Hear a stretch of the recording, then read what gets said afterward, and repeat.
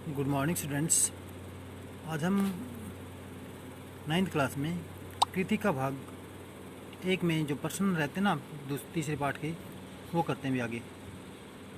रीढ़ की हड्डी शीर्षक की सार्थकता स्पष्ट कीजिए। रीढ़ की हड्डी जो नामक शीर्षक है उसकी सार्थकता भी ये कितना सही है उसको स्पष्ट करें।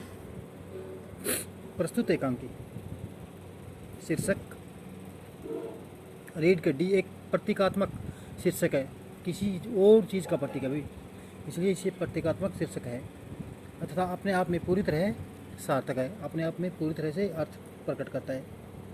रीढ़ की हड्डी का कार्य कमर को सीधा व शरीर को मजबूत रखना है। जिस प्रकार रीढ़ की हड्डी के अभाव में शरीर कमजोरी और कमर का झुक जाना स्वाभाविक है, उसी प्रकार चरित्र रूपी रीढ़ की हड्डी के अभाव में समाज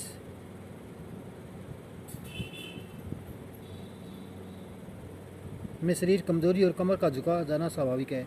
उसी प्रकार चरित्र रूपी रीढ़ की हड्डी में के अभाव में समाज का विकृत हो जाना स्वाभाविक है। प्रस्तुत एकांकी में लेखक ने शंकर के रूप में एक ऐसे ही लड़के का चित्रण किया है जिसकी न केवल वास्तविक रीढ़ की हड्डी झुकी हुई है, वही तो उसकी चरित्र रूपी हड्डी भी नहीं है। वह एक दब्बू खिसे निपोरने वाला और तथा चरित्रहीन नौजवान है जो अपनी हरकतों से समाज को कमज़ोर करता है। दूसरी ओर एकांकी में लेखक ने उस उमा के रूप में एक ऐसी चरित्रवान कर्मठ स्पष्टवादी निर्भीक लड़की का चित्रण किया है जो अपने चरित्र रूपी हड्डी से समाज को एक नई दिशा देने का प्रयास करती है। इस प्रकार लेखक ने प्रतीक के रूप में रीढ़ की हड्डी वाक्यांश को दोनों के चरित्र के माध्यम से सार्थक किया है। अतः कहा जा सकता है कि प्रस्तुत एकांकी का शीर्षक पूर्णतः सार्थक है। कथा वस्तु के आधार पर आप किसे एकांकी का मुख्य पात्र मानते हैं और क्यों? कथा वस्तु के आधार पर हम निस्संदेह कथानायिका उमा को ही इस एकांकी का मुख्य पात्र मानते हैं। किसको? उमा को ही हम इस कहानी का मुख्य पात्र मानते हैं, क्योंकि प्रस्तुत एकांकी की न केवल संपूर्ण कथा उमा के चरित्र का उद्घाटन करने के लिए नियोजित की गई है, अपितु उसके चरित्र के माध्यम से लेखक एकांकी ने अपने उद्देश्य को उद्घाटित किया है। भी उसके चरित्र के द्वारा ही अपने उद्देश्य का यहाँ पे वर्णन किया है। उमा स्पष्ट शब्दों में कहना चाहती कि समाज में लड़का हो या लड़की सब बराबर स्थान है। सबका क्या है? बराबर स्थान है। लड़कियों के हृदय में भी लड़कों की भांति भावनाएं इच्छाएं होती है जिन्हें दबाया नहीं जा सकता, भी बल के द्वारा जिन्हें दबाया नहीं जा सकता। उसका चरित्र इतना सशक्त है कि बरबस ही पाठकों को अपनी ओर खींच लेता है। अगला प्रश्न, एकांकी के आधार पर रामस्वरूप और गोपाल प्रसाद चारित्रिक विशेषताएं बताइए। भी इस एकांकी के आधार पर हमें रामस्वरूप और गोपाल प्रसाद की चारित्रिक विशेषताएं बतानी है। रामस्वरूप और गोपाल प्रसाद दोनों ही इस एकांकी या प्रस्तुत एकांकी के प्रमुख पात्र हैं। दोनों ही पात्र एकांकी में प्रारंभ से लेकर अंत तक बने रहे हैं। दोनों की चारित्रिक विशेषताएं इस प्रकार है। दोनों के चरित्र की विशेषताएं क्या है? इस प्रकार है। रामस्वरूप ये एक सुयोग्य तथा उच्च शिक्षा प्राप्त लड़की उमा का पिता है। कौन है? एक सुयोग्य है और उच्च शिक्षा प्राप्त लड़की का पिता, उमा का पिता है भी।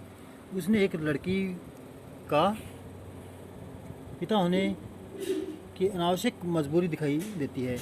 अधेड़ उम्र का व्यक्ति होने के कारण जैसे जैसे वह अपनी बेटी को का रिश्ता गोपाल प्रसाद के बेटे शंकर से करना चाहता है, इसलिए वह लड़के वालों की शर्त के अनुसार वह अपनी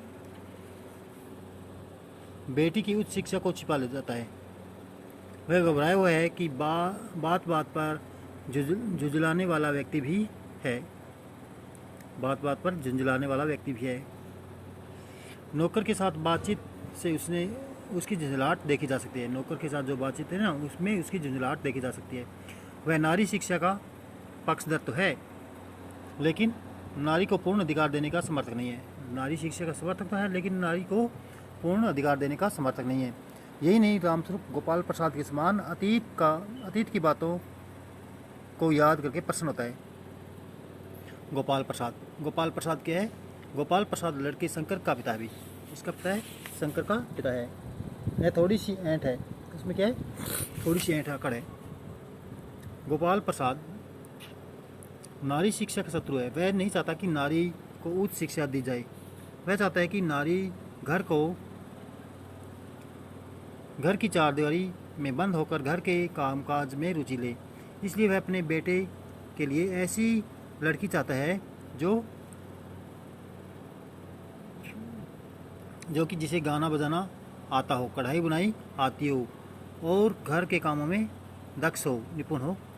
वह एक आत्म प्रशंसक व्यक्ति है। बड़ा ही दक्यानुसी विचारों का व्यक्ति होने के कारण वह अतीत में चिपका हुआ है और वह क्या है?